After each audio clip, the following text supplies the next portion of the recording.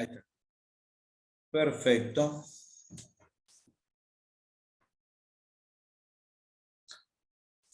Bueno, entonces decíamos que la tercera hormona era nuestra amiga, la vitamina D.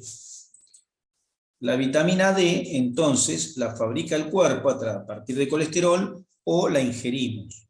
Pero en cualquiera de los dos casos hay que activar la vitamina D. ¿Y qué significa activarla? Significa unirla a oxidrilos. Unirla a oxidrilos o hidroxilos. Entonces, las moléculas formadas por carbono tienen carbonos, obviamente, y los carbonos tienen un número. Tienen un número. Los carbonos de las moléculas que están formadas por cadenas de carbono tienen un número en las cadenas. Entonces, la molécula de vitamina D inactiva debe ser hidroxilada en el carbono número 1 y en el carbono número 25. Esas hidroxilaciones se llevan a cabo en el hígado y en el riñón. En el hígado se hidroxila el carbono 25 y en el riñón se hidroxila el carbono 1. Y la hidroxilación tiene que tener ese orden. Primero el carbono 25 y después el carbono 1. Cuando la vitamina D está hidroxilada doblemente, vitamina D a la que llamamos también colecalciferol, la vitamina D activa se llama 1,25-dihidroxi-colecalciferol. ¿Está bien? 1,25-dihidroxi, dos hidroxilos, uno en el 25 y otro en el 1. 1,25-dihidroxi, colecalciferol o vitamina D3 o vitamina D3 activa o vitamina D activa.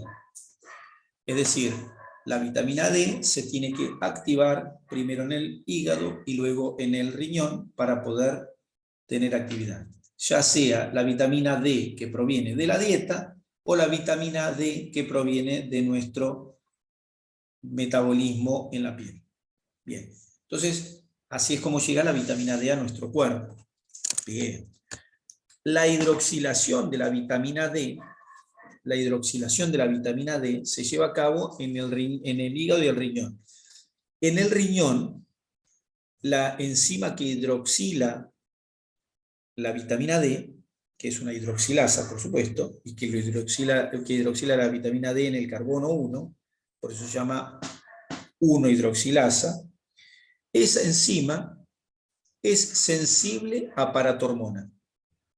Quiere decir que la actividad de la vitamina D depende en parte de la hormona paratiroidea. ¿Por qué? Porque cuanto mayor sea la cantidad de hormona paratiroidea, mayor va a ser la hidroxilación que pone en actividad a la vitamina D.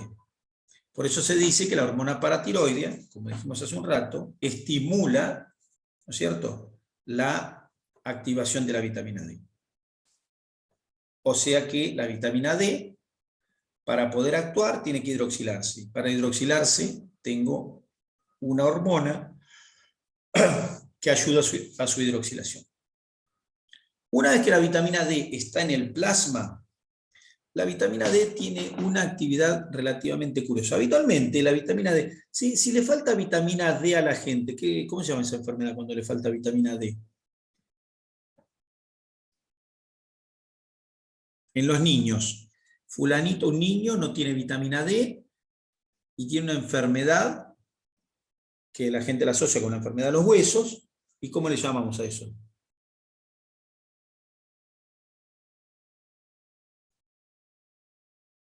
Raquitismo. ¿Nunca escucharon la palabra raquitismo? Raquitismo es justamente la carencia de vitamina, está producida por la carencia de vitamina D en los niños.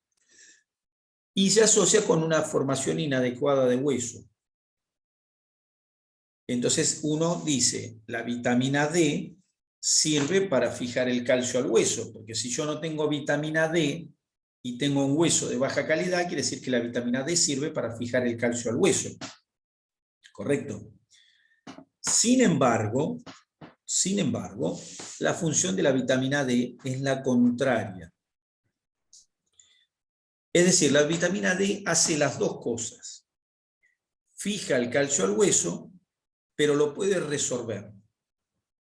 Entonces, ¿qué quiere decir esto? Quiere decir que en algunas circunstancias la vitamina D estimula que el calcio se pegue al hueso y en otras circunstancias le saca el calcio al hueso.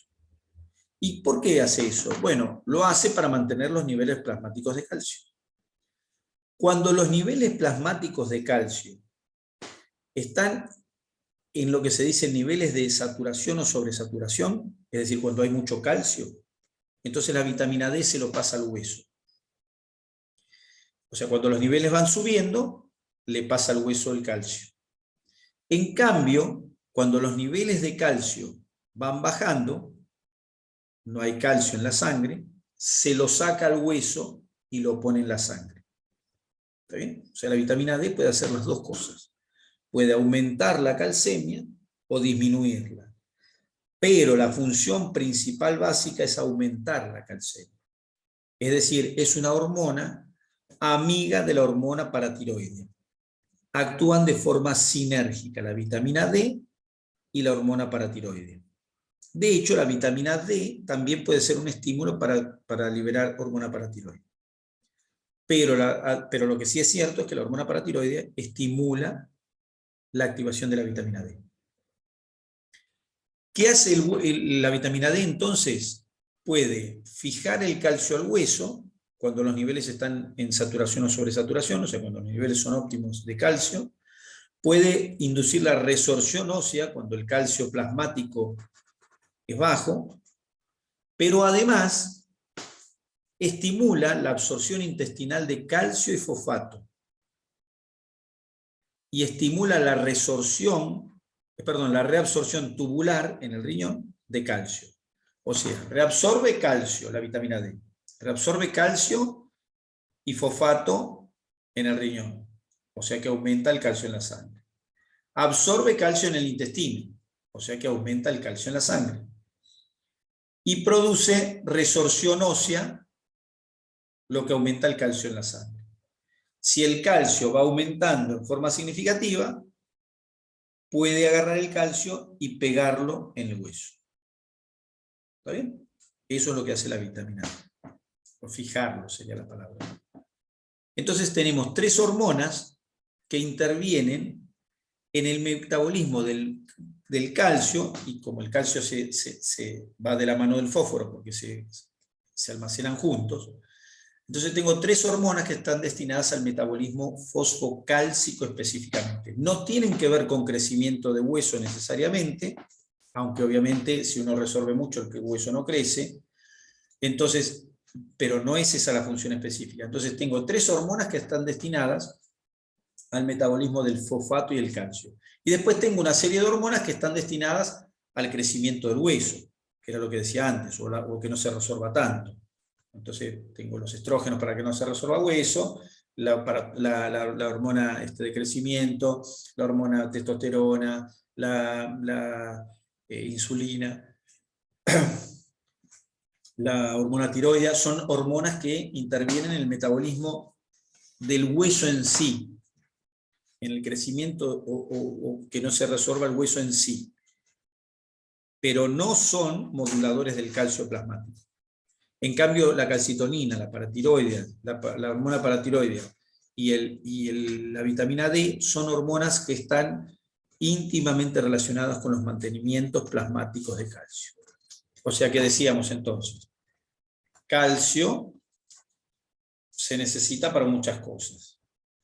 Lo tengo en el citoplasma, mecanismos para mantener en el citoplasma el calcio, canales y bombas, para mantener los niveles. Fuera del citoplasma, en el extracelular, tengo el vascular, ¿está bien? Y el intersticio que van como de la mano. ¿Cómo se mantiene el calcio en el intersticio? Bueno, tres sitios clave. 1, hueso. 2, intestino. 3, riñón. ¿Qué puedo hacer en el intestino? puedo absorber más calcio o dejar de hacerlo. ¿Qué puedo hacer en el riñón? Puedo reabsorber calcio o dejarlo ir. ¿Qué puedo hacer en el hueso?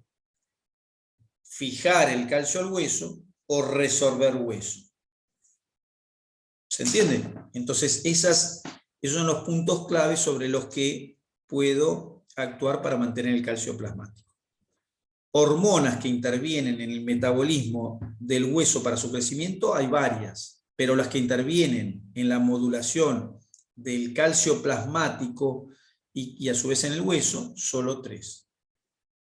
Paratiroidea, calcitonina, vitamina D3, que a su vez intervienen también modulando otros sistemas. Dijimos, la vitamina D3 aumenta la reabsorción tubular de calcio y fósforo, aumenta la absorción intestinal de calcio, o sea que intervienen otros mecanismos que no son solo en el hueso. La paratormona también, la paratormona estimula la reabsorción tubular de calcio y la excreción de fosfato. Entonces yo me quedo con el calcio solo en el plasma. La paratormona también estimula la absorción intestinal de calcio, de modo tal que no solo actúa sobre el hueso, sino que actúa sobre los otros 2 mecanismos. Y la calcitonina disminuye la absorción intestinal de calcio, además de fijar el calcio al hueso e inhibir que se degrade el hueso. ¿Sí? O sea que ahí tengo las 3 hormonas y la mantención de los niveles de calcio y fosfato. Metabolismo fosfocálcico, metabolismo del hueso, la parte metabólica del hueso. ¿De acuerdo? Que no es la parte estructural del hueso, sino la parte metabólica del mismo. Espera que me fijo acá que esto...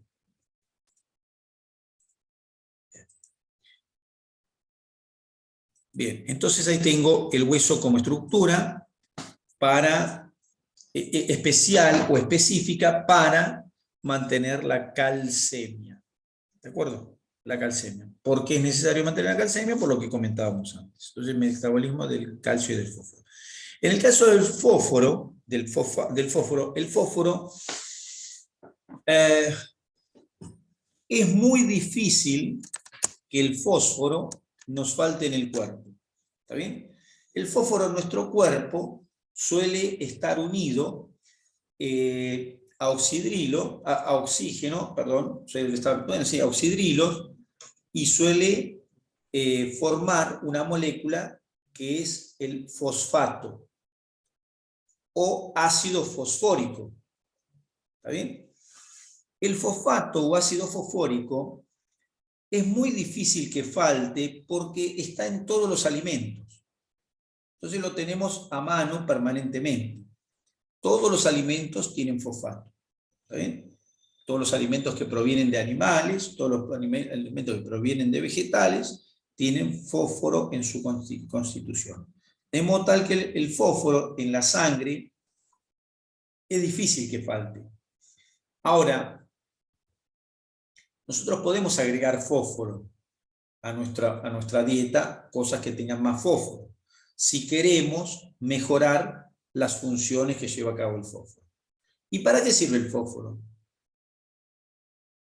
Para prender la hornalla. No. El Ah, fósforo adentro del organismo, decís vos, una vez que está sí, claro, metabolizado. claro, Ok, claro. bueno, Afuera el no. fósforo se sirve para agregarse a una molécula de ADP, transformarla en ATP, que eso genera energía. Bueno, entonces, por ejemplo, tenemos el fósforo, es un mediador químico dentro del proceso de la obtención de moléculas energéticas. Ujú. ATP, GTP, creatina Sí, fosfato. claro. Bueno, perfecto. ¿Y para qué más sirve el fósforo? Para mantener moléculas dentro de la célula, como la La glucosa. glucosa dentro de Por la célula. ejemplo, para mantener la glucosa dentro de la célula. Muy bien. Perfecto. ¿Y para qué más?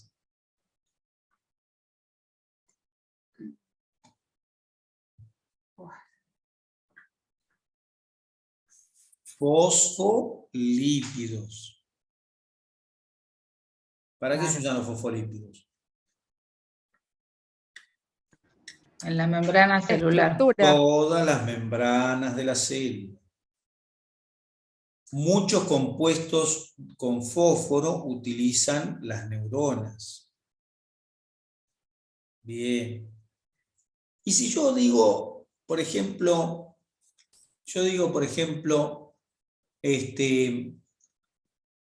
fosforilación de una enzima, ¿qué significa eso? Que se le agrega un grupo fosfato para que no se pueda salir de la célula. No, sí se le agrega un grupo fosfato, eso es correcto. Pero la fosforilación de las enzimas son para activarlas o inactivarlas.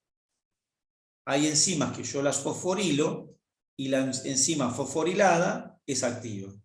Hay otras enzimas que la fosforilo y fosforilada es inactiva. O sea que sirve para activar o inactivar enzimas. No una, muchas enzimas. Se fosforilan y actúan o se fosforilan y dejan de actuar. O sea que el fosfato, como ven, se usa en todo el organismo para un montón de cosas. ¿Está bien? Bien. Entonces, nada, lo necesitamos permanentemente. Ahora, el fosfato no tiene grandes hormonas de modulación específicas de él. Las hormonas que intervienen en la modulación del fosfato son estas que acabamos de mencionar. Ahora, el fosfato de nuevo, lo tengo que tener en sangre en niveles adecuados permanentemente. ¿De dónde saco el fosfato? De la dieta, del riñón, o sea, de la reabsorción de los túbulos renales, o del hueso. ¿Está bien? Son los 3 lugares donde saco el fosfato, igual que el calcio. ¿Está bien? De hecho, se habla de metabolismo fosfocálcico porque vienen bastante emparentados. Cuando hablo de obtención de fosfato a partir del hueso, estoy hablando de resorción ósea. Entonces, los mecanismos que modulan la resorción ósea son los mismos que modulan la cantidad de calcio, la cantidad de fosfato que va a tener el plasma proveniente del hueso. Si hay mucha resorción ósea, voy a tener mayor biodisponibilidad de calcio en el plasma y lo contrario va a generar lo contrario. Luego, tengo el riñón. El riñón, el calcio y el fosfato se filtran libremente. Quiere decir que el glomérulo los deja pasar. Entran en los túbulos. Y el calcio y el fosfato se reabsorben en los túbulos. Bien. La hormona paratiroidea inhibe la reabsorción de fosfato en los túbulos. En cambio, la vitamina D estimula la reabsorción tubular de calcio, de fosfato. O sea que tengo mecanismos para que no se vuelva a la sangre o un mecanismo para que se vuelva a la sangre el fosfato. Luego, la vitamina D estimula la absorción intestinal de fosfato. ¿Está bien? Bien, entonces aquí ahí tengo el fosfato que entra dentro de nuestro organismo. La calcitonina no tiene, no modula el fosfato excepto porque favorece la mantención de la hidroxiapatita dentro del hueso, motivo por el cual, como la hidroxiapatita tiene fósforo, está modulando la mantención del fosfato en el hueso. ¿Está bien? Pero no tiene actividad sobre el fosfato ni en el riñón ni en el tubo digestivo. En el tubo digestivo el fosfato se absorbe libremente. ¿Está bien? Por diferencia de gradiente de concentración. Y de nuevo repito, los alimentos, todos los alimentos tienen fosfato. ¿De acuerdo? Las carencias de fosfato no existen. Pero, decía, uno puede aumentar los niveles de fosfato de acuerdo a lo que uno quiera. Si uno quiere, por ejemplo, si uno quiere estimular vías energéticas, el fosfato es un buen amigo. ¿De acuerdo? O sea que yo, si quiero que una persona tenga mayor cantidad, o sea, si está haciendo mayor cantidad de, no sé, contracción muscular, el fosfato siempre es bueno no olvidarse de él, digamos, no olvidarse del fosfato. Porque yo le puedo dar a una persona, por ejemplo, vitaminas del complejo B para que se produzcan mayor cantidad de reacciones relacionadas con la obtención de energía, pero es conveniente que también le agregue un poquito de fosfato para que esas reacciones generadoras de moléculas de alta energía se vea, digamos, complementada al punto que se pueda llevar a cabo mejor. ¿De acuerdo? O sea, el fosfato es muy difícil que haya carencia, pero uno puede agregar fósforo o suministrar fósforo en el alimento en mayor cantidad para favorecer procesos inespecíficos, porque no es que son procesos específicos, no es que el fosfato yo lo doy y entonces la persona sale como un avión. No, no pasa eso, pero para procesos energéticos, para mantención de membranas plasmáticas, para mantención del metabolismo general enzimático, el fosfato siempre es necesario y suplementarlo en el alimento no está mal. El exceso de fosfato se elimina por vía urinaria, de modo tal que intoxicaciones por fosfato muy difícilmente tengamos. Ojo, el fosfato que nosotros consumimos, hay fósforo que viene unido a moléculas que son tóxicas, y eso lo hace tóxico el fosfato en sí. No, lo que hace tóxico es que viene unido a moléculas que pueden ser tóxicas, o hay formas del fosfato que pueden ser tóxicas para nuestro organismo. ¿De acuerdo? O sea, el fósforo en sí no es sinónimo de mejoría. Por ejemplo, un pesticida organofosforado tiene fósforo, claro, por supuesto, pero es tóxico totalmente. ¿De acuerdo? O sea que el fósforo en forma de fosfato que ingerimos en los alimentos o por ahí en un suplemento dietario es bueno, pero no quiere decir que todo el fosfato nos va a solucionar la vida. Bueno, son y 56, con esto terminé esto que quería conversarles, no voy a iniciar tema nuevo, ustedes tienen clase ahora a las 11. Bueno, así que listo. El domingo a las 20 hacemos charla. Hace 19:30 si no les molesta. Podemos hacer 19:30. Domingo 19:30 hacemos una charlita. ¿De acuerdo? Y así tenemos algún temita más. Muy bien. Los dejo y así pueden hacer su clase. Bueno, gracias. Profe, si te acordás, ¿subís las clases? Sí, ahora que los dejo en este momento que corto, voy a empezar ya a subir clases. Ya. Dale, gracias. Gracias. Hasta luego. Chao, chao. Chao, profe, gracias, buen fin de.